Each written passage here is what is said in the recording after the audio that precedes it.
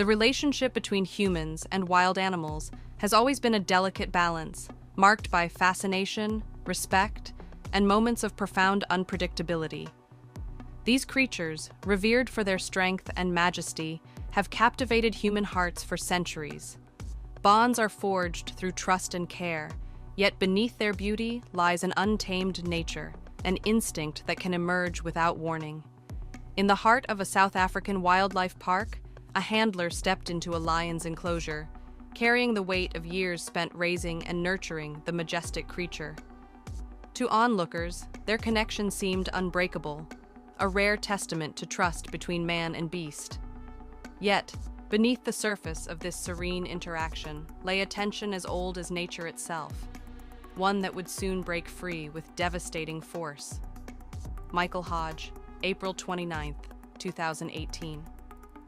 The African sun hung low over the Limpopo province, casting long shadows across the dry, cracked earth. A faint breeze stirred the dust and rustled the thorny acacia trees, their skeletal branches clawing at the sky. The air was heavy with heat, thick and still, as if holding its breath for what was to come. At the Marikili Predator Center, a sanctuary nestled amidst this unforgiving wilderness, the raw beauty of nature was on full display, but so too was its danger. Michael Hodge, a seasoned wildlife expert and co-founder of the sanctuary, moved with purpose through the enclosure gates. In his late 60s, he had dedicated his life to the animals he loved, building the sanctuary as a refuge for big cats in need of protection. His bond with these creatures ran deep, forged over years of care and mutual trust. Yet, even Hodge, with his decades of experience, knew the risks. Wild animals were unpredictable, their instincts never fully tamed. Still, he walked toward Shamba, the lion he had raised from a cub, his resolve unwavering. Shamba was no ordinary lion. Nearly 400 pounds of muscle, golden fur rippling in the sunlight, and a mane that framed his fierce amber eyes. He had been a playful cub, bottle-fed and nurtured by Hodge, but as he grew, his size and power became undeniable. Shamba was an apex predator, and while his bond with Hodge was strong, his instincts remained intact. His massive paws could crush bones, his jaws capable of exerting over 600 pounds of pressure. Even in repose, there was a quiet menace about him, a reminder that nature cannot be confined. That day, Hodge entered the enclosure to investigate an unusual smell, a potential irritant to the lion. He moved carefully, aware of the unspoken rules that governed their interactions. Shamba prowled nearby, his movements fluid yet alert. The lion's tail flicked, a subtle indication of his mood, as his ears twitched at every sound. Hodge, focused on the task, was careful not to make sudden movements, but nature often has its own plans. As Hodge turned to leave, Shamba's demeanor shifted. Whether it was a misstep, an inadvertent challenge, or a surge of territorial instinct, something triggered the lion. In a flash, Shamba charged. The sheer speed of his attack defied comprehension. One moment Hodge was standing, the next he was on the ground. The air knocked from his lungs as Shamba's powerful body pinned him down. Panic erupted among the staff and visitors who had been observing from a distance. Shouts pierced the air, mingling with the deep, guttural growls of the lion. Shamba's jaws clamped down on Hodge's neck, dragging him across the enclosure. Blood darkened the sandy ground, each second stretching into an eternity. Onlookers screamed, some frozen in fear, while others scrambled to help. A staff member, rifle in hand, faced an agonizing decision. The bond between Hodge and Shamba was well known, a symbol of the sanctuary's mission. Yet in this moment it was clear there was no other choice. A single shot rang out, silencing the chaos.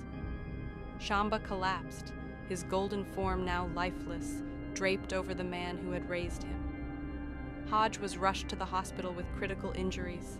His neck and jaw bore the marks of Shamba's powerful bite, and his survival was uncertain. While doctors worked to stabilize him, news of the attack spread, sparking shock and heartbreak among the conservation community. Hodge had dedicated his life to protecting animals like Shamba, and now that same devotion had nearly cost him everything. In the days that followed, the Marikili Predator Center faced scrutiny. Critics questioned the safety protocols in place, while supporters mourned the loss of Shamba, a creature who symbolized the fragile balance between humans and wildlife. Hodge, though severely injured, expressed no anger toward the lion, a sign of his understanding of the natural world's unforgiving realities. This encounter left a profound impact on everyone who witnessed it, underscoring the reality that even the strongest bond cannot erase an animal's instincts. For Hodge, his physical wounds would mend over time, but the events of that April day would remain with him, a lasting reflection on the delicate and unpredictable relationship between humans and the untamed world. Michael Hodge's tragedy with Shamba highlighted the risks of deep personal bonds with wild animals in a sanctuary setting. Yet, in a German circus, Karl faced a different kind of challenge, training a lion in an environment driven by performance and spectacle, where the pressure to entertain often overshadowed the animal's natural instincts. Karl, August 12, 2016. The late summer sun cast long shadows across the small German town, its golden glow warming the colorful tents of the traveling circus. Inside the largest tent, the air was thick with anticipation. Families filled the seats, children's laughter mingling with the distant roars of animals awaiting their turn in the spotlight. It was a night like any other for Karl, a young performer who had spent most of his life under the big top. But as the lights dimmed and the music swelled, the stage was set for a moment that would change everything. Karl had grown up in the circus, a lanky teenager turned skilled performer. At just 21 years old, he was the youngest in the troupe, but carried a heavy responsibility, working with Anton, the circus's star attraction. Anton, a 450-pound lion with a mane that seemed to shimmer under the lights, was more than just a performer to Karl. The two had spent countless hours together, training for tricks that dazzled audiences. Karl had been there since Anton was a cub, feeding and caring for him, building what he believed to be a bond of trust. But Anton was still a lion, a creature of immense power and primal instincts. His amber eyes often glinted with a mixture of curiosity and caution, and his restless pacing in his cage spoke of a wildness that could never truly be tamed. Over the years, Karl had seen subtle changes in Anton's behavior, a flash of irritation here, a growl that lingered a bit too long there. Yet, Karl convinced himself that their connection was unshakable. As the performance began, Karl took his place in the center of the ring, holding a large hoop wrapped in glittering paper. Anton entered to thunderous applause, his presence commanding the attention of every eye in the audience. Karl signaled, and the lion began his routine. He leapt through the hoop with grace, his massive body moving with an elegance that belied his size. The crowd erupted in cheers, and Karl smiled, the tension in his chest easing. For the grand finale, Karl raised the hoop higher and signaled for Anton to leap again. This time, something changed. Anton hesitated, his eyes fixed not on the hoop, but on Karl. The lion's muscles tensed, and in an instant, he lunged, not through the hoop, but straight at Karl. The young performer barely had time to react before he was on the ground. The wind knocked out of him as Anton's weight pinned him. The tent erupted into chaos. Spectators screamed, some clutching their children as they fled the stands. Karl's cries of pain echoed through the cacophony as Anton's claws tore into his chest and shoulders. The lion's growls drowned out the desperate shouts of the circus crew. Elias, the ringmaster, grabbed a whip and struck Anton repeatedly, but the animal was undeterred, his primal instincts fully unleashed. Blood pooled beneath Karl as Anton's powerful jaws closed around his arm. In the frantic moments that followed, members of the troupe worked to distract the lion, using loud noises and frantic gestures to draw his attention away from Karl. Eventually, Anton released his grip, allowing Elias and another performer to drag Karl out of the ring and to safety. By the time the ambulance arrived, Karl was unconscious, his body a patchwork of deep lacerations and bruises. The aftermath of the attack reverberated far beyond the circus tent. Karl spent weeks in the hospital, enduring multiple surgeries to repair the damage. Though he survived, his injuries ended his career in the circus. The experience left him physically scarred and emotionally shaken, his dreams of performing replaced by a deep unease around the creatures he once loved. Anton's fate was sealed shortly after the attack. Following public outcry, the lion was transferred to a wildlife sanctuary where he could live out his days away from the bright lights and human demands of the circus. The incident reignited debates over the use of wild animals in entertainment, with activists calling for stricter regulations and outright bans. For many, Carl's story became a rallying cry, a grim reminder of the dangers inherent in taming nature. As Carl began the slow process of recovery, he reflected on his time in the circus and the lessons he had learned. The bond he thought he shared with Anton had been an illusion, a fragile connection built on routine rather than true understanding. The memory of that August night stayed with him, a reminder of the fine line between awe and peril in the world of human-animal relationships. The circus moved on, but the scars, both seen and unseen, would remain. Carl's ordeal revealed the dangers of forcing wild animals into unnatural roles for human entertainment. In contrast, the young zoology students in India's Gir forest sought to observe lions in their natural habitat, where their quest for knowledge would lead to a harrowing and unexpected confrontation. Naveen, July 17, 2019. The morning sun filtered through the dense canopy of the Gir forest in Gujarat, India, casting dappled patterns on the ground below. The air was humid, heavy with the earthy scent of vegetation and the faint musk of wildlife. Deep within the forest, the stillness was broken only by the chirping of birds and the low rustle of leaves. For Naveen and his 3 fellow zoology students, this day marked the pinnacle of their research, a first-hand study of the endangered Asiatic lions that called this sanctuary home. Naveen was the kind of student who thrived in the field. Enthusiastic and meticulous, he was known for his curiosity and unrelenting drive to document even the smallest details. Alongside his peers, Banjit, Mira, and Sonia, he had traveled to the Gir Wildlife Sanctuary, one of the last strongholds of the Asiatic lion. This subspecies, smaller and leaner than its African counterpart, had faced near extinction, but conservation efforts had brought their numbers to just over 600 in the wild. The group was accompanied by Dhruv, an experienced park guide, who navigated their open-air safari jeep through the winding trails of the sanctuary. Dhruv had conducted countless tours and was well-versed in the behavior of the lions they sought to observe. He reminded the students as they entered the lion's territory to stay in the vehicle, remain calm, and not to make sudden movements. His voice carried a note of caution, a warning etched from years of experience. The morning passed uneventfully. The group marveled at the sight of a lioness nursing her cubs beneath a shady tree and watched a male lion resting in a clearing, its golden coat blending seamlessly with the dry grass. Naveen, camera in hand, captured every moment, his excitement evident in his whispered observations to Sonia. The students jotted down notes and snapped photos, their enthusiasm growing with each new encounter. As the day wore on, the group decided to head back to the park entrance. Dhruv navigated the jeep over a narrow, uneven trail, its wheels jolting over exposed roots and loose stones. Naveen, seated near the edge of the vehicle, struggled to steady himself as the jeep rocked and swayed. In a moment of carelessness, he stood to adjust his position, losing his balance as the vehicle hit a sharp bump. Before anyone could react, Naveen tumbled from the jeep, landing hard on the forest floor. A gasp escaped Mira's lips, her scream piercing the stillness. Dhruv brought the jeep to an abrupt halt as the group scrambled to check on Naveen. He lay sprawled on the ground, clutching his back in pain. His fall had been loud enough to draw the attention of nearby lions. Dhruv's face paled as he spotted a male lion emerging from the underbrush, its amber eyes locked onto the fallen student.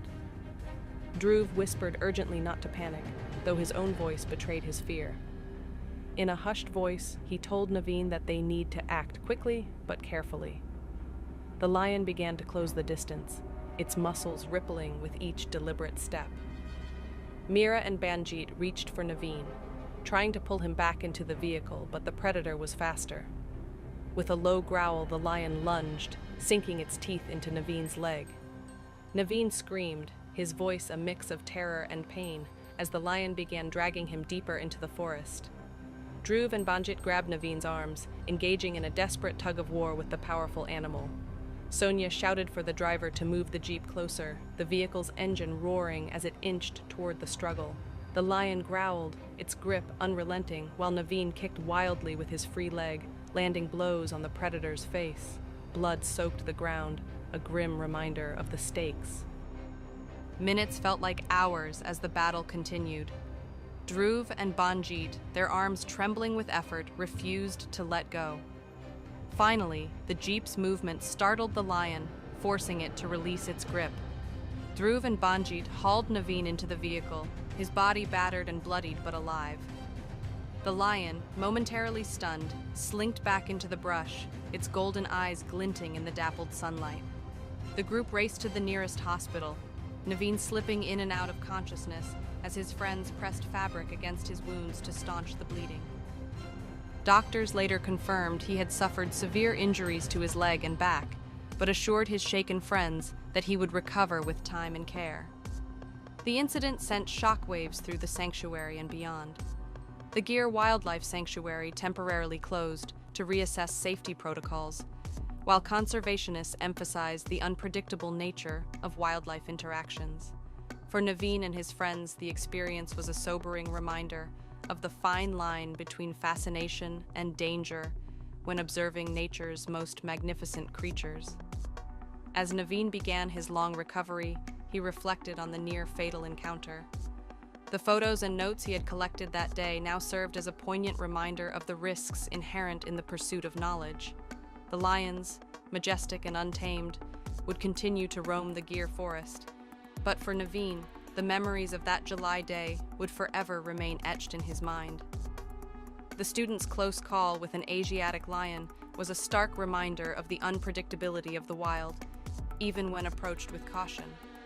But in a remote Zimbabwean village, danger arrived without warning, testing the raw courage of a young boy who would face a lioness not as a researcher or trainer, but as a protector of his family.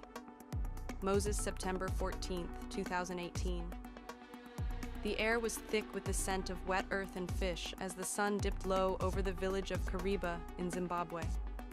Nestled beside the vast expanse of Lake Kariba, the village was a quiet, close-knit community where life revolved around fishing and family. On this particular day, the tranquility was shattered by an event that would haunt the village for years to come. Moses, a 14-year-old boy with a quiet strength beyond his years, had long been a pillar of his family. He had taken on responsibilities beyond his age, caring for his younger siblings, Zira and Ronnie, while helping his parents with their fishing business. His days were filled with the rhythm of village life, school runs in the morning, casting nets in the afternoon, and laughter with his siblings whenever time allowed. That Friday, Zira, 9, and Ronnie, 7, excitedly told Moses they had no school and wanted to spend the day playing together. Moses, eager to give them a rare day of fun, promised to watch over them while their parents worked. The three set off into the woods near their home, their laughter echoing among the trees. They played hide and seek, climbed low-hanging branches, and reveled in the freedom of the day. As the afternoon waned, the siblings decided to rest beneath a towering baobab tree. Moses left to fetch snacks from home, instructing Zira and Ronnie to stay put. They nodded, but the stillness of the woods soon gave way to curiosity. A distant roar caught their attention, sending a chill down Zira's spine.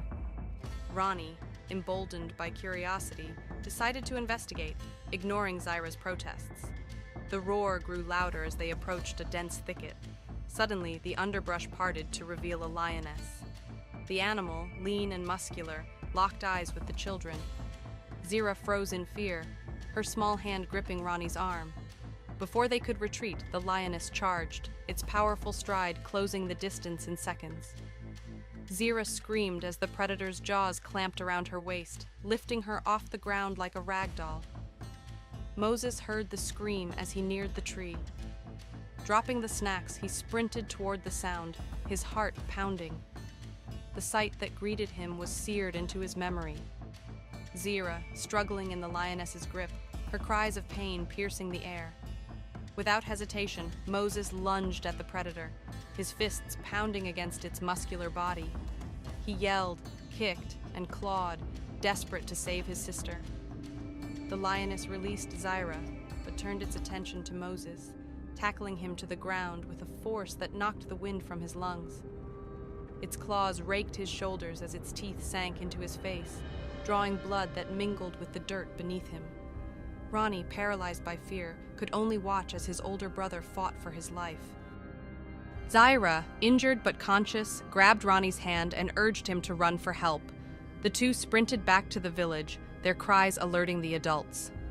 Moses' father, armed with a torch and stones, led a group of villagers back into the woods. They arrived to find Moses pinned beneath the lioness, bloodied but still fighting.